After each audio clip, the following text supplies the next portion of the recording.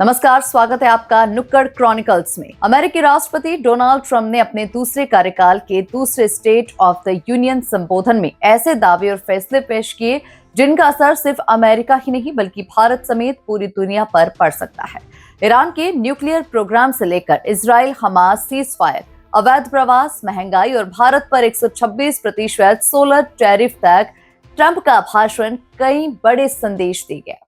देखिए ये खास रिपोर्ट। अमेरिकी कांग्रेस के संयुक्त सत्र को संबोधित करते हुए राष्ट्रपति डोनाल्ड ट्रंप ने दावा किया कि अमेरिका ने पिछले वर्ष ईरान की न्यूक्लियर फैसिलिटी पर कार्रवाई कर उसका परमाणु हथियार कार्यक्रम पूरी तरह से खत्म कर दिया।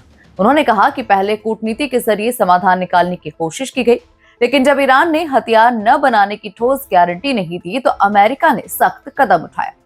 ट्रंप ने गाजा में इजराइल और हमास के बीच हुए सीज फायर को भी अपनी कूटनीतिक उपलब्धि बताया और कहा कि उनकी मध्यस्थता से ये समझौता संभव हुआ।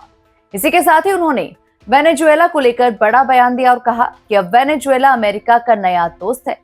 ट्रंप के मुताबिक अमेरिका ने वहां से 80 मिलियन बैरल तेल आयात किया है, जो दोनों देशों के सुधरते रिश्तों का संकेत है। भाषण के दौरान कैपिटल के बाहर people's state of the union नाम से विरोध प्रदर्शन भी हुआ, जहां डेमोक्रेट नेताओं ने ट्रंप प्रशासन की नीतियों को कटघरे में खड़ा किया।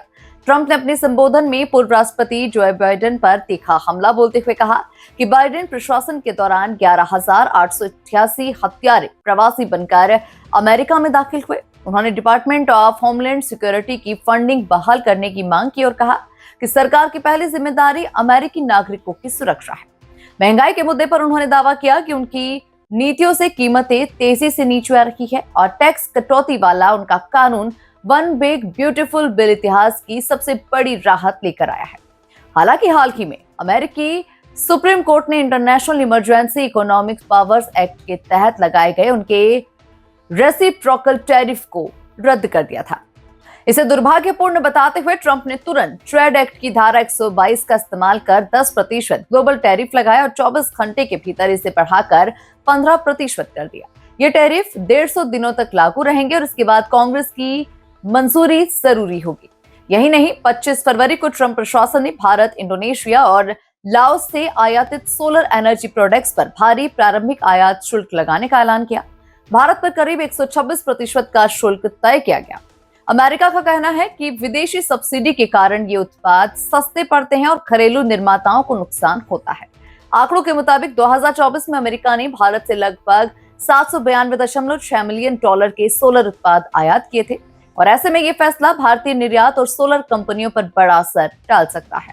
ट्रंप ने यह भी दावा किया कि अगर वे सत्ता में न होते तो पाकिस्तान में भारी जनहानि हो सकती थी और उन्होंने खुद को क्षेत्रीय स्थिरता का अहम कारक बताया।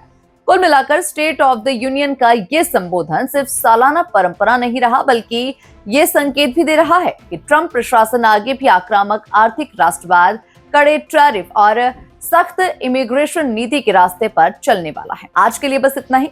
ऐसी ही देश विदेश से जुड़ी जानकारी देखने के लिए आप देखते रहिए नुक्कड़ क्रॉनिकल्स।